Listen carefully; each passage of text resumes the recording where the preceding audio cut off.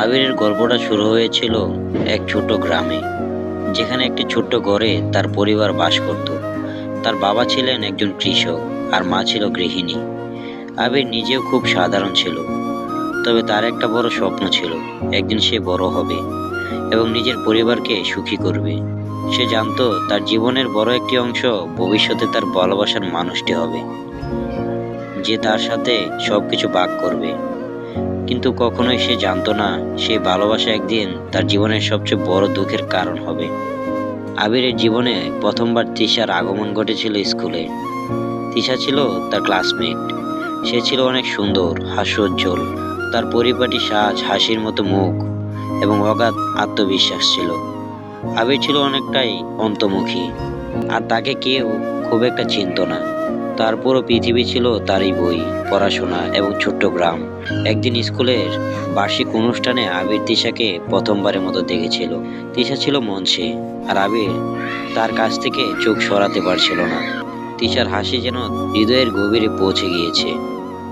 সে তখন বুঝতে পেরেছিল সে শুধু তিশাকে ভালোবাসে না, বরং তার জন্য কিছু করতে চায়।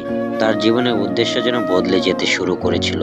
কিছু মাস পর আবির তার মনে একটা সাহস জোগাড় করে তিশার সাথে কথা বলার চেষ্টা করলো। প্রথমে তিশা তাকে খুব একটা গুরুত্ব দেয়নি, কিন্তু ধীরে ধীরে আবিরের আন্তরিকতা, ভালোবাসা তাকে আকৃষ্ট করতে শুরু করেছিল। একদিন তিশা নিজেই আবিরের কাছে এসে বলল, তুমি কি জানো, তুমি খুব ভালো মানুষ, তোমার মধ্যে একটা অদ্ভুত শান্তি আছে। আবিরের মনে তখন এক অদ্ভুত আনন্দ অনুভূতি হলো। তিশা যখন আবিরের সাথে সময় কাটাতে শুরু করলো, তখন তারা একে অপরকে আরো বেশি ভালোভাবে জানলো। আবির তিশাকে তার গ্রামের সুন্দর দৃশ্য দেখাতো। তারা একসাথে মাঠে হাঁটতো এবং একে অপরের সুখ দুঃখ শেয়ার করত। তিশা আবিরের গরিব বা তার সীমাবদ্ধতা দেখতে পায়নি। তার কাছে আবির ছিল তার জীবনের সেরা বন্ধু এবং সে তাকে খুব ভালোবাসতো। আবির ও তিশাকে তার জীবনের চেয়েও গুরুত্বপূর্ণ মানুষ হিসেবে ভাবতে শুরু করেছিল। কিন্তু সময়ের সাথে সাথে আবিরের জীবনে নতুন এক সমস্যা এসে দাঁড়ালো। তিশা ধীরে ধীরে তার পরিবারের অর্থনৈতিক অবস্থার দিকে মনোযোগ দিতে শুরু করলো। তিশার পরিবার ছিল ধনী, তাদের ছিল শহরে বাড়ি গাড়ি এবং ভালো শিক্ষার ব্যবস্থা। তিশা তার বন্ধুদের সাথে সময় কাটাতো, যারা সবসময় নতুন নতুন জায়গায় যেত, শপিং করত এবং ফ্যাশন নিয়ে আলোচনা করত।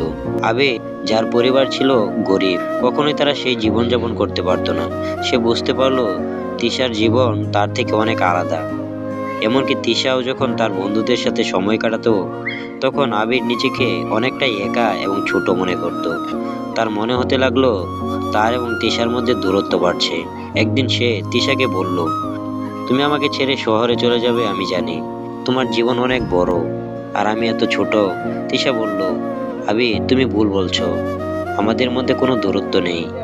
আবির জানতো সেই সম্পর্কের মাঝে কিছু একটা ভুল ছিল।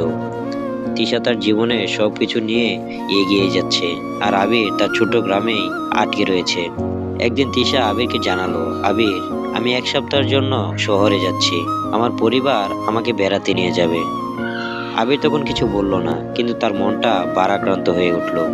সে জানতো এই আলাদা হওয়াটা তাদের সম্পর্কের জন্য বড় একটা সংকেত। তিশা ফিরে এসে বলল, আবির আমার মনে হয় আমাদের কিছু সময় আলাদা থাকা উচিত।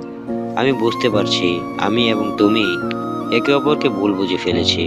আবির প্রথমে কিছু বলতে পারলো না, কিন্তু তার হৃদয়ে এক গভীর কষ্ট অনুভূতি হচ্ছিল। তিশা চলে যাওয়ার পর সে নিজেকে অনেকটাই হারিয়ে ফেলেছে। তার জীবনের সবচেয়ে বড় শূন্যতা হয়ে দাঁড়িয়েছিল তিশার অভাব।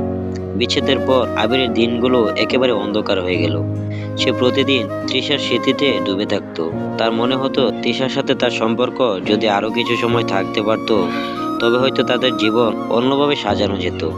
কিন্তু বাস্তবতা ছিল খুব কঠিন। তৃষা তার জীবনে নতুন মানুষের সাথে পরিচয় হচ্ছিল, আর আবির তার নিজস্ব জীবনে আটকে ছিল। সে জানতো তার আর তৃষার মধ্যে কোনো ভবিষ্যৎ নেই। আবিরের জীবনে তখন এক নতুন দুঃখের সূচনা হয়েছিল। সে বুঝতে পারলো তার ভালোবাসা, তার আশা সবকিছু শুধুমাত্র একটি স্মৃতি হয়ে থাকবে। জীবনের সেরা মুহূর্তগুলো এখন শুধুই অতীত হয়ে গেছে।